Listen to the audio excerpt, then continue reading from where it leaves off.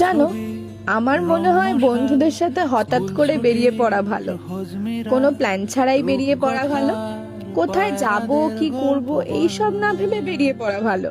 কোনো বন্ধু যদি হঠাৎ ফোন করে বলে যে চল একটু ঘুরে আসি, কোনো কিছু না ভেবেই বেরিয়ে পড়ো। দেখবে এর থেকে ভালো অনুভূতি হয় না। বোকা বোকা কারণে পুরনো ঘটনা মনে করে বোকার মতো হাসাহাসি করেও একটা মজা আছে। সবাই মিলে ভাগাভাগি করে খাওয়া দাওয়া করা ঠিক স্কুল লাইফের টিফিনের মতো। জানো, এই দিকে আমি নিজেকে বড্ড লাকি মনে করি। জীবনে যে কটা বন্ধু পেয়েছি, যখন যেরকম বন্ধু দরকার ভগবান আমাকে ঠিক সেরকম সেই সময় বন্ধু পাঠিয়েছে।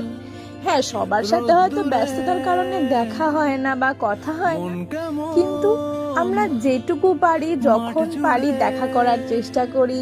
আর পুরোনো দিনগুলো মনে করার জন্য এইটুকুই যথেষ্ট।